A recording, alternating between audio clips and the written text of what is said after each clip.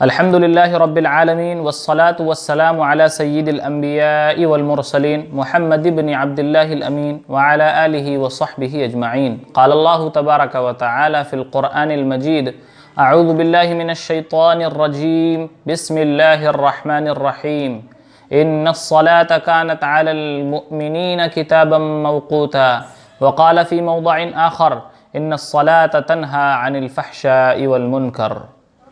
میرے محترم بزرگوں، دینی و ایمانی بھائیوں، اللہ تبارک و تعالیٰ کا بے انتہا کرم اور فضل ہے کہ اللہ تبارک تعالیٰ نے ہم تمام کو اسلام کی اور ایمان کی نعمت عطا فرمائی ہے۔ میرے دوستو، اسلام کی ہی وہ نعمت ہے جس کی بدولت ہم اپنے پیدا کرنے والے سے واقف ہیں، اپنے پیدا کرنے والے کو، پالنہار کو جانتے ہیں اور مانتے ہیں۔ اور اس دین اسلام کو اللہ تبارک و تعالی نے کامل و مکمل دین بنایا ہے، جس میں کسی کمی کی یا زیادتی کی ضرورت نہیں ہے۔ چنانچہ اللہ نے فرمایا الیوم اکملت لکم دینکم واتممت علیکم نعمتی ورضیت لکم الاسلام دینا۔ آج ہم نے تمہارے لیے تمہارے دین کو مکمل کر دیا اور تم پر اپنی نعمت مکمل کر دی، اور اسلام کو بطور دین کے تم لوگوں کے لیے ہم نے پسند کیا۔ تو یہ دین کامل و مکمل ہے۔ اب ضرورت اس بات کی ہے کہ اس دین میں ہم پورے طور سے داخل ہو جائیں، پورے طور سے اس دین کو ہم اپنا لیں۔ چنانچہ اللہ نے فرمایا یا ایھا الذین آمنوا ادخلوا فی السلم کافہ، اے ایمان والو اسلام میں پورے طور پر داخل ہو جاؤ۔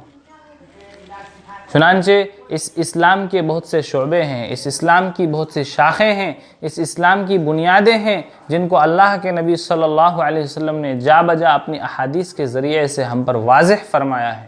ایک موقع پر اللہ کے نبی صلی اللہ علیہ وسلم نے فرمایا بنی الاسلام علی خمس شہادت ان لا الہ الا اللہ وان محمد رسول اللہ واقام الصلاة وایتاء الزکاۃ والحج وصوم رمضان۔ یعنی اللہ کے نبی صلی اللہ علیہ وسلم نے مثال دے کر واضح طور سے فرمایا کہ اسلام کی بنیاد 5 چیزوں پر ہے۔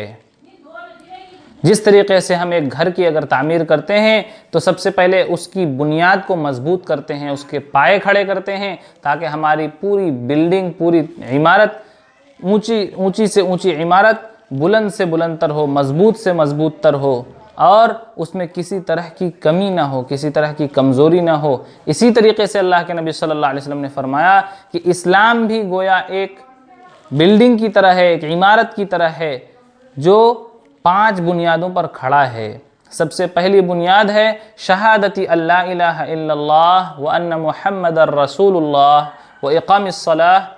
سب سے پہلی بنیاد ہے کہ ایک اللہ کی گواہی دینا، اس بات کی گواہی دینا کہ اللہ کے سوا کوئی عبادت کے لائق نہیں اور محمد صلی اللہ علیہ وسلم اللہ کے بندے اور رسول ہیں۔ وَإِقَامِ الصَّلَاةِ اور نماز قائم کرنا، وَإِيتَاءِ الزَّكَاةِ اور زکوٰۃ ادا کرنا، وَالْحَجِّ اور حج ادا کرنا، وَصَوْمِ رمضان اور رمضان المبارک کا روزہ رکھنا۔ چنانچہ یہ 5 چیزیں اسلام کی بنیاد قرار دی گئی ہے۔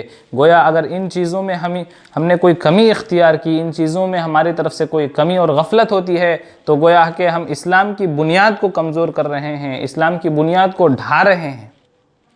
لیکن دوستو، ان 5 بنیادوں میں سب سے زیادہ جس بنیاد کی اہمیت ہے، جس بنیاد کو اللہ کے نبی صلی اللہ علیہ وسلم نے جگہ جگہ پر واضح فرمایا ہے، وہ نماز ہے۔ چنانچہ ایمان کے بعد سب سے اہم عبادت اور سب سے اہم فریضہ علماء کرام رحمۃ اللہ علیہم نے نماز ہی کو فرمایا ہے۔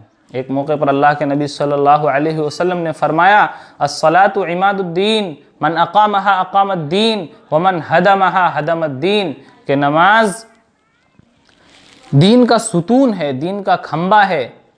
جس نے اس کو قائم کر لیا، اس کھمبے کو قائم کر لیا، اس نے گویا کہ پورے دین کو قائم کر لیا، اور جس نے اس کھمبے کو منہدم کر دیا، گرا دیا، اس نے گویا پورے دین کو گرا دیا۔ دوستو، اس حدیث سے ہمیں سمجھ میں آتا ہے کہ اسلام میں ایمان کے بعد نماز کی کتنی زیادہ اہمیت ہے، کتنی زیادہ فضیلت ہے۔ اسی لیے اللہ تبارک و تعالی نے قرآن کریم میں فرمایا ان الصلاۃ کانت علی المؤمنین کتابا موقوتا، بے شک نماز سارے مسلمانوں پر مقررہ وقتوں پر فرض ہے۔ اور دوسری جگہ فرمایا، جیسا کہ میں نے ابھی خطبے میں پڑھا، کہ ان الصلاۃ تنہا عن الفحشاء والمنکر، بے شک نماز بے حیائی اور بری چیزوں سے روک دیتی ہے۔ دوستو، آج کے معاشرے میں کتنی برائیاں عام ہو گئی ہیں، کتنے گناہ عام ہو گئے ہیں، ہم لوگوں کو اس کی فکر نہیں ہے، ہم لوگ اس سے بچنا چاہتے ہیں مگر بچ نہیں پاتے ہیں۔ اللہ تبارک تعالیٰ نے اس کا بہترین حل قرآن کریم میں بتایا ہے کہ بے شک نماز تمہیں ان الصلاۃ تنہا عن الفحشاء والمنکر، بے شک نماز بے حیائی اور بری باتوں سے روک دیتی ہے۔ تو ہمیں نماز کو پورے طور سے اہتمام کرنا ہے، وقت پر نماز ادا کرنا ہے۔ ہماری نماز اگر صحیح ہوگی تو پھر یہ جو ہے ہمیں برائیوں سے بھی روک دے گی اور بے حیائیوں سے بھی روک دے گی۔ اللہ تعالیٰ مجھے اور آپ تمام لوگوں کو نماز کی پابندی کرنے کی توفیق نصیب فرمائے اور اپنی زندگی میں نماز کو قائم کرنے کی اور دائم کرنے کی توفیق نصیب فرمائے۔ آمین۔ وآخر دعوانا ان الحمد للہ رب العالمین۔